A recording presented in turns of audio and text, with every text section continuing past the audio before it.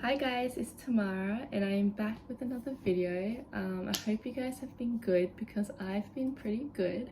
It only took me 2 weeks to make this video, which is good because last time it took me a month, so I am getting better.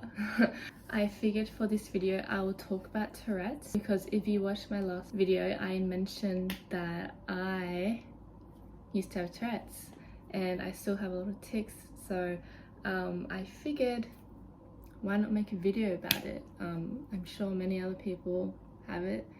I for one have never met another person with Tourette's. I mean, I might have and just not have known at the time, but anyway, that's what I'll be talking about today. Yeah, if you want to continue watching you should, if not then you can leave, it's okay. So yeah, let's get on with the video. So if you guys don't know what Tourette's is, which I assume everyone does, but if you don't, I'll tell you.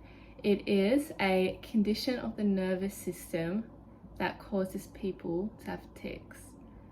So tics are sudden twitches, movements or sounds that people do repeatedly.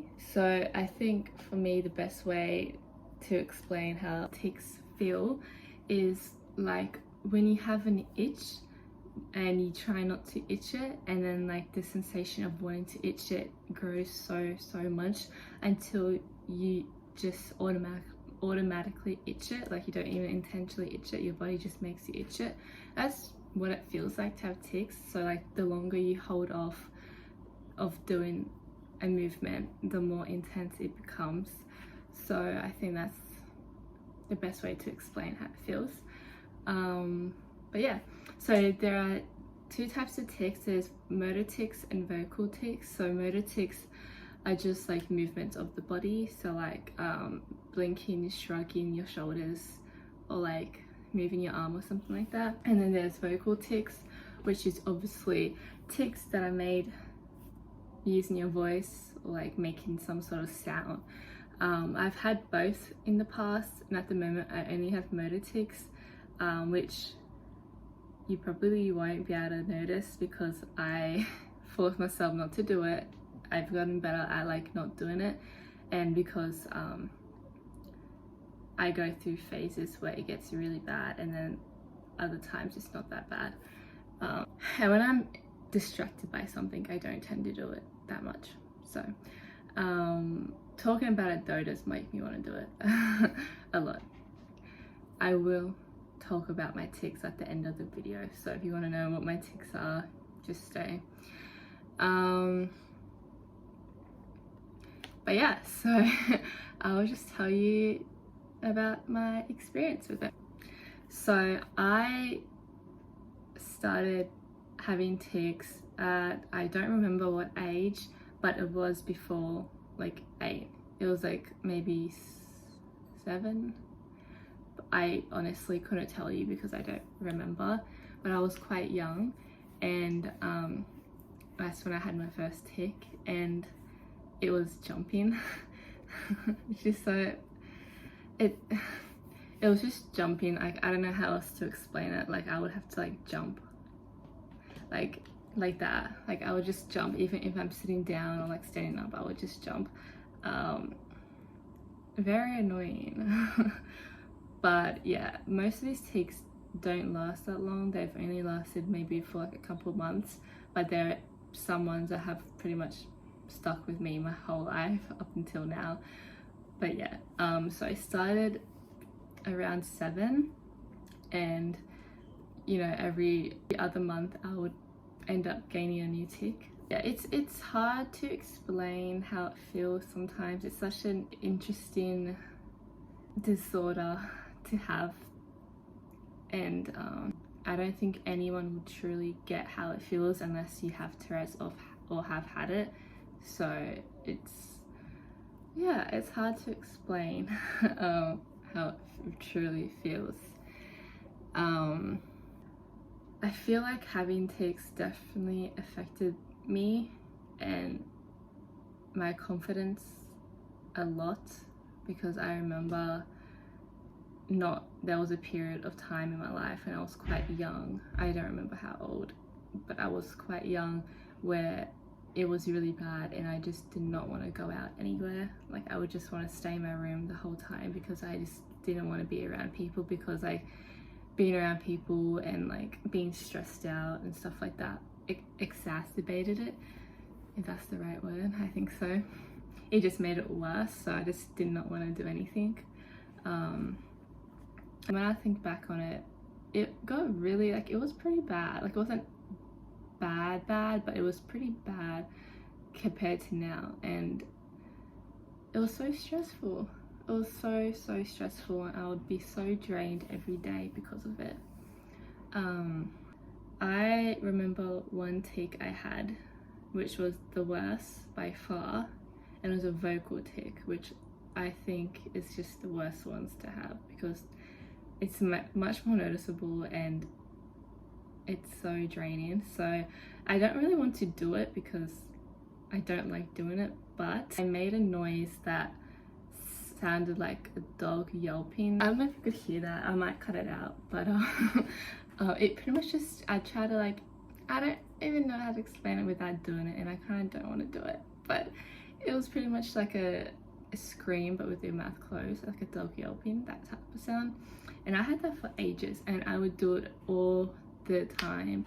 Even at school, I did it way more quieter so people couldn't hear it, but I did it all the time, and I just remember crying myself to sleep when I was younger because it was so annoying and it was so stressful. Like, I just imagine not being able to relax ever. That's like how it is when you have tics. Like, you can never, like, for me, I just could not ever relax.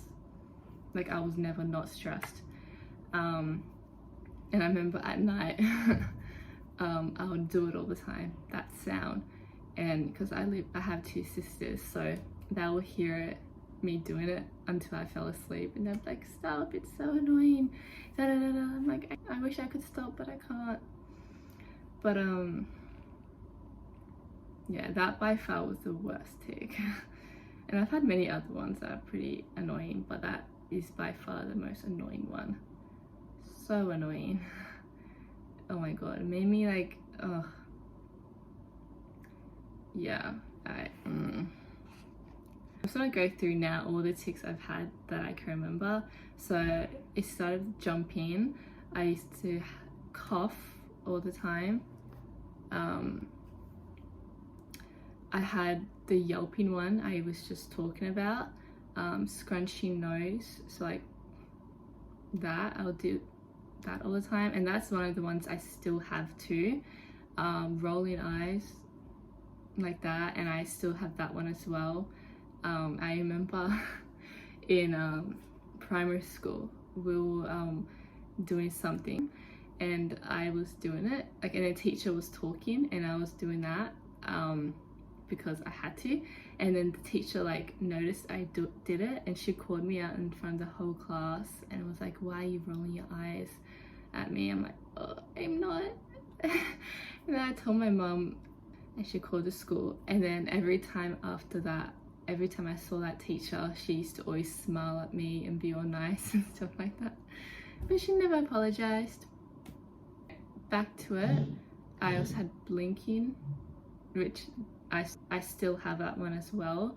I used to have to bend my back all the time and my neck, like downwards. I had, again, these ones were quite annoying as well. I used to have to, this one only lasted very short, but I had to repeat myself multiple times. So like, I'll give you an example.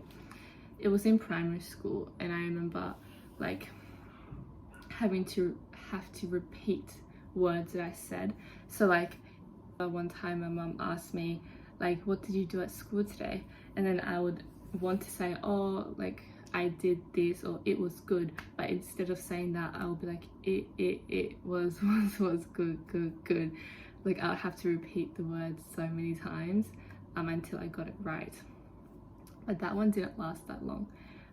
But I also remember when I was younger, and I still a little bit now, but not so much, but it was a lot when I was younger. I would be watching movies or something and I would have to repeat nearly every phrase that I heard or every sound.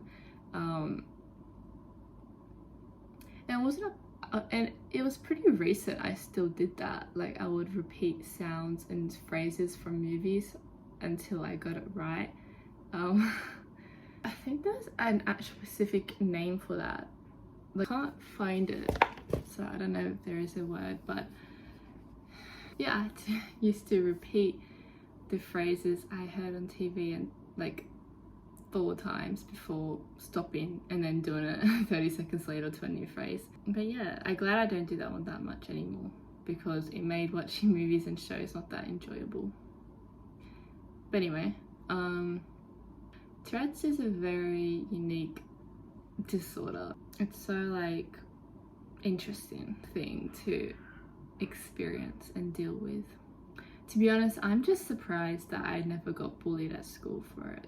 Like maybe it wasn't that noticeable as I thought it was, but I would be doing like a tick or something and then I would open my eyes and then see some people like staring at me.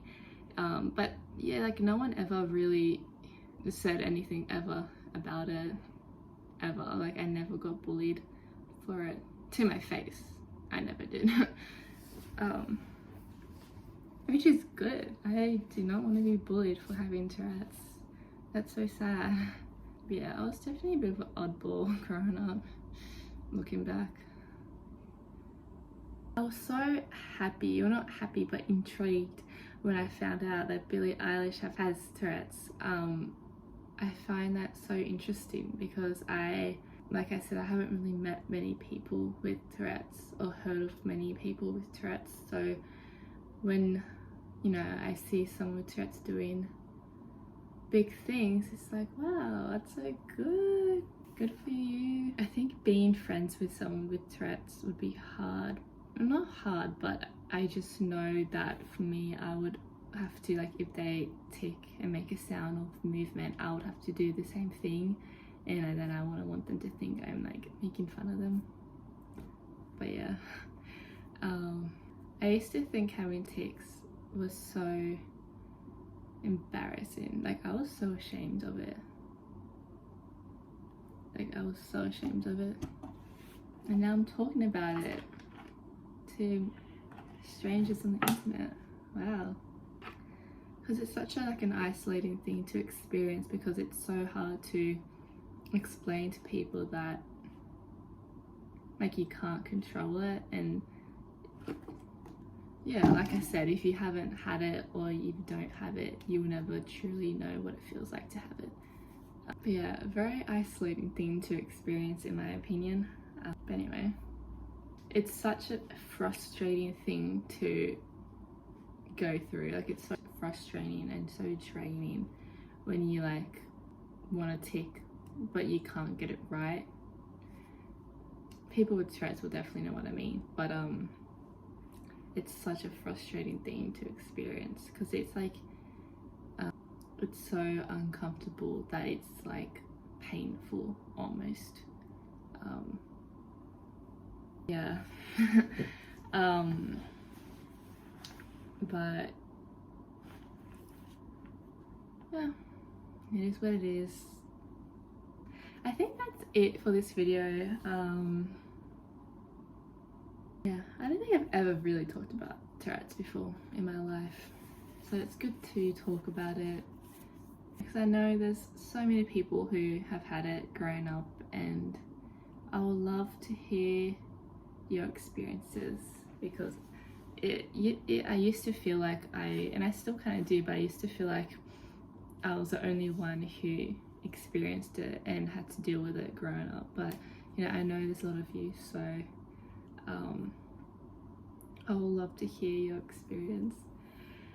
But yeah, thank you guys for watching this video, and thank you for all your comments and stuff like that.